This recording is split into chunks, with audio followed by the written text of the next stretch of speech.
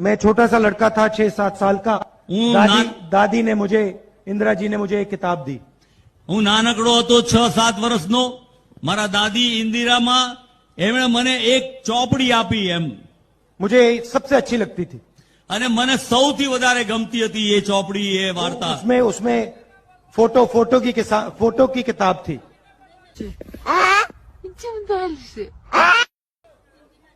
हिंदी में चल, ओके, आप हिंदी में बोलेंगे चलेगा?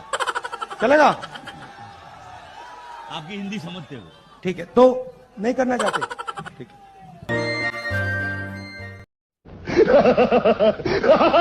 Without any thought, without any vision, चाय पे चर्चा, चाय पे चर्चा। आप लोग सब कुछ जानते हो और आप लोग कभी जिंदगी में गलती नहीं करते हो। भैया मैं आरएसएस का नहीं हूँ, मैं गलतियां करता हूँ, मैं आपका नहीं हूँ, मैं सब कुछ जानता नहीं हूँ, सब कुछ समझता नहीं हूँ। इसको समझने में देर लगेगी, लेकिन इसमें कोई बादाम काम नहीं आएगी।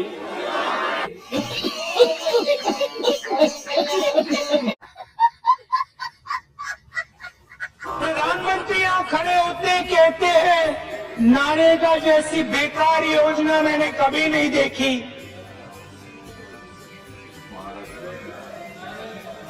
नरेगा, मनरेगा, अच्छा बोलने दो। पहले नरेगा और फिर कुछ एक नया ज्ञान हुआ तो फिर वो मनरेगा। ऐसे कहता हूं, हमारी यूपी स्टील में हवाई जहाज का दाम 520 करोड़ रुपए प्रति हवाई जहाज। हवाई जहाज के लिए यूपीए ने 540 करोड़ रुपए दिया था। एक हवाई जहाज 526 करोड़ रुपए का था। अरे कहना क्या चाहते हो? झूठ बोलता है उसके लिए पहली शर्त होती है कि उसकी मेमोरी पावर बहुत शार्प होना चाहिए। वो एक दिन एक आंकड़ा बोले, दूसरे दिन दूसरा बोले, तीसरे दिन तीसरा बोले। प्रधानमंत्री अपनी आंख मेरे आंख में नहीं डाल सकते।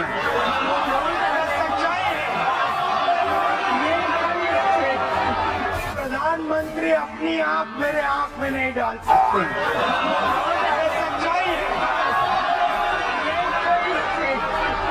यहाँ पूछा गया कि प्रधानमंत्री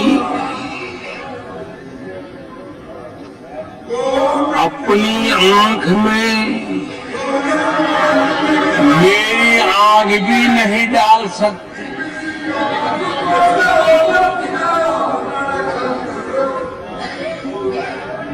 माननीय अध्यक्ष महोदय, सही, हम कौन होते हैं जो आपकी आंख में आग डाल सके? तो गरीब माँ का बेटा, पिछड़ी जाति में पैदा हुआ, गांव से आया,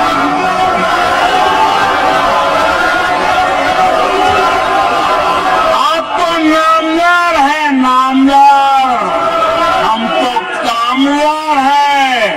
आपकी आंख में आंख डालने की हिम्मत हमारी नहीं, हम नहीं डाल सकते।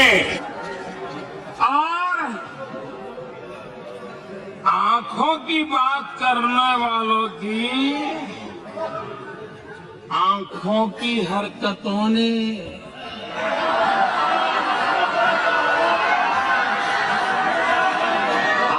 टीवी पे पूरा देश देख रहा है।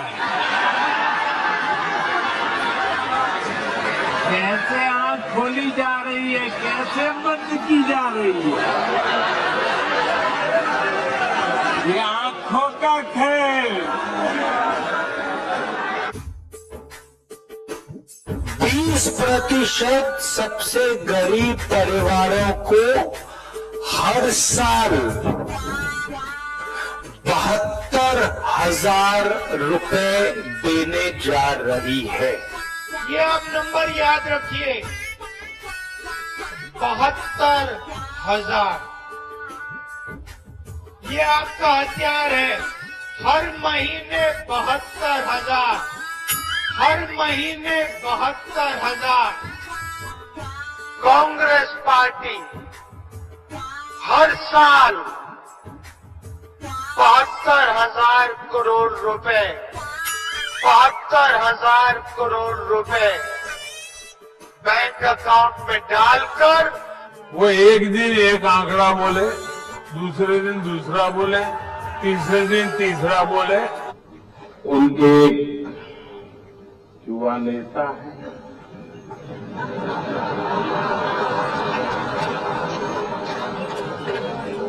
अभी भाषण सीख रहे हैं। ऐसे करते वो भी ऐसे करें।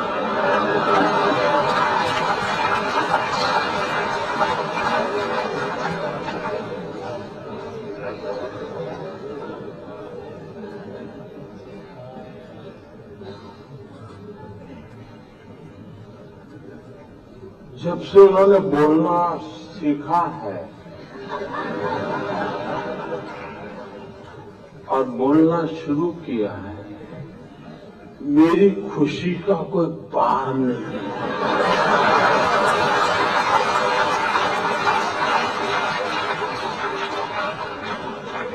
2009 में पता ही नहीं चलता था कि भाई इस पैकेट के अंदर क्या है,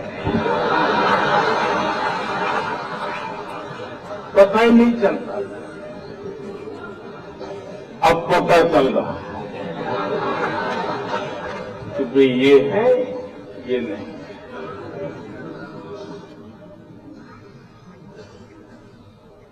न बोलते तो बड़ा भूकंप आ जाता था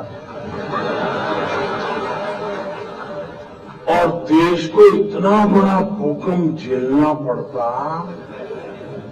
ये देश 10 साल तक उभर नहीं सकता था। लेकिन अच्छा हुआ कि बोलना शुरू हो गया तो पता चल रहा है भूकंप की संभावना बची नहीं, क्योंकि देश की जनता समझ गई। नरेंद्र मोदी जी पार्लियामेंट में खड़े होने से घबराते हैं। मैं आपको बता रहा हूं, 15 मिनट मेरी वहां पे स्पीच करा दो,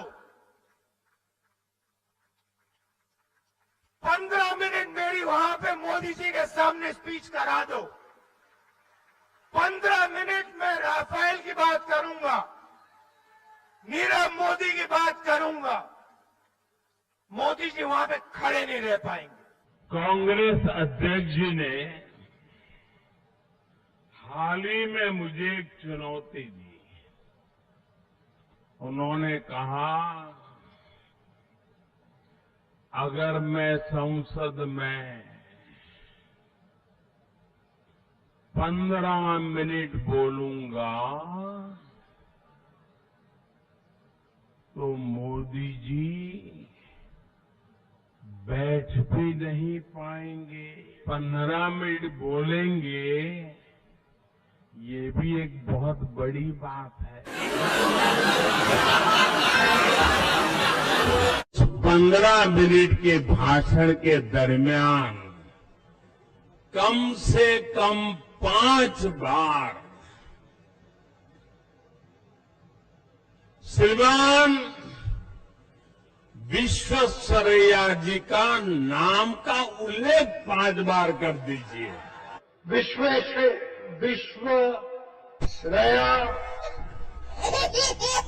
विश्वेश्वरैया, विश्वेश्वरैया, विश्वेश्वरैया,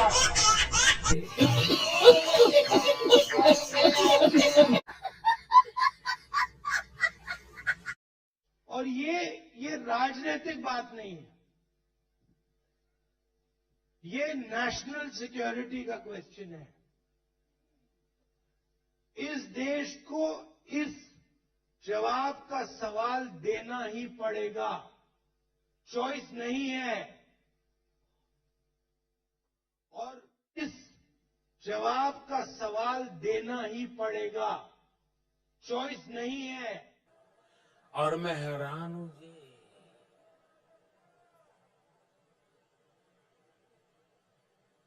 कोई सवाल का जवाब तो मैं दे सकता हूं, लेकिन जवाब का सवाल मैं कैसे दूं?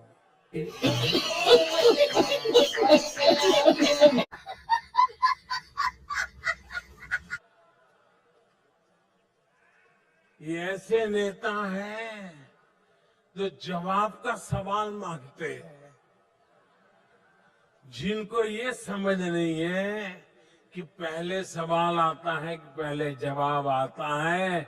क्या ये आपका भला करेंगे क्या? 7 में से 10 में से 7 युवाओं गुजरात में और 1 में से 2 बच्चे और 1 में से 2 बच्चे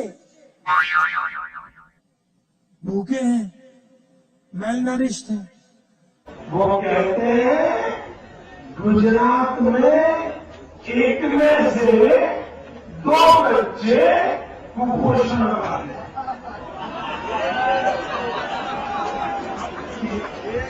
समझ आया आपको?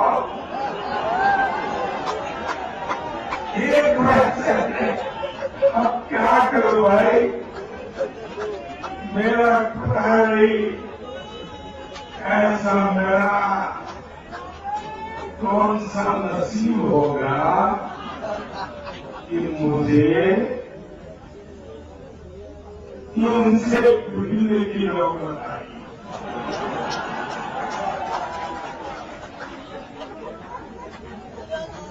अरे कोई समझदार होता तो कुछ बात भी तो कर पाते भाई। 1 में से 2 बच्चे को पोषित बनाइए, मैं क्या बोलूं?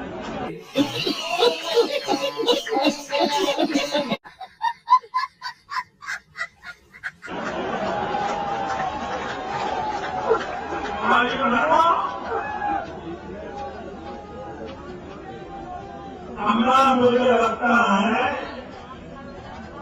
वो कपिल शर्मा की जो टीवी सीरियल आती है ना, अब थोड़े दिन में बंद हो जाए। इसी का सारा इकट्ठा करके टीवी वाले दिखा देंगे तो चुनाव की पूरी थकान उतर जाएगी। भाइयों बहनों, कांग्रेस के नामदार confuse leader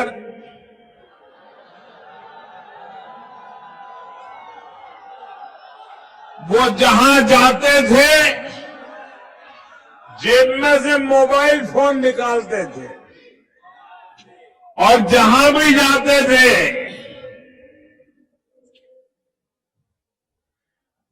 made in Chhindwara mobile बनेगा, मेड इन उज्जैन बनेगा, मेड इन इंदौर बनेगा। ये कहते थे कि नहीं कहते थे? भाई उनके चुनावी घोषणा पत्र में कहीं उल्लेख है क्या? ये उनका मेड इन मोबाइल का उनके घोषणा पत्र में कहीं उल्लेख है क्या?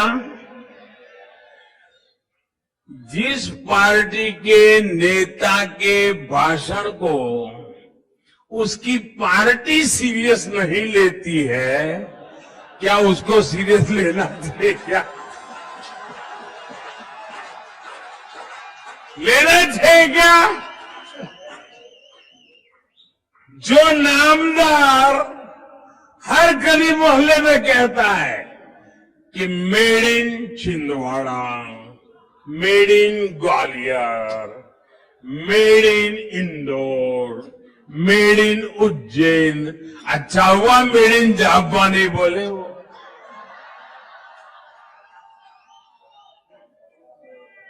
भाइयों बहनों, ऐसा नेता जिसको उसकी पार्टी सीरियस नहीं लेती है, मुझे विश्वास है देश की जनता कभी उसको सीरियस नहीं लेगी। उनको जब पता चला कि मैडम की जब सरकार थी रिमोट कंट्रोल,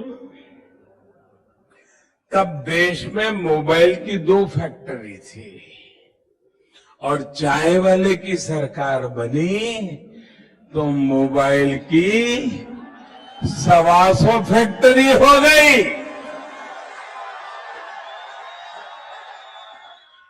अब ये इनको हजम नहीं हो रहा है, ये इनको हजम नहीं हो रहा है। अब उनको ध्यान आ गया कि अब जेब में से मोबाइल निकालना बंद कर दिया। भाइयों बहनों, क्या ऐसे लोगों को आप देंगे देश?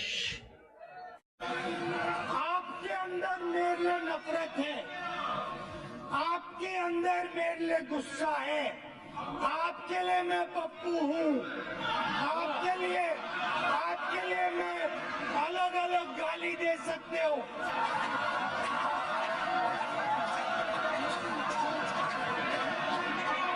No, this is not necessary. No. मेहरबानी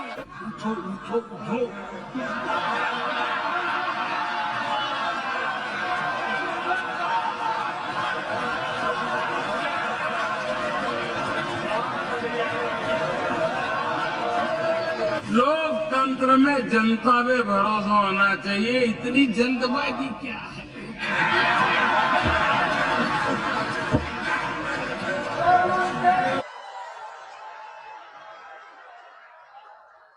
ऐसा नेता जिसको कोई बच्चा पूछे कि एनसीसी के विषय में आप क्या जानते हो, तो सोचता है ना मैंने सुना नहीं है। ऐसा नेता जो कैलाश मानसरोवर से जाकर के आया हो और मध्य प्रदेश में उसी पार्टी का पूछे कोई दूसरे दिन कि जरा कैलाश मानसरोवर का बताओ, तो सोचा कैलाश मानसरोवर। आपने वीडियो देखा होगा। अब हम आत्महत्या कर रहे हैं, हमारे लिए इस देश में भविष्य नहीं बचा।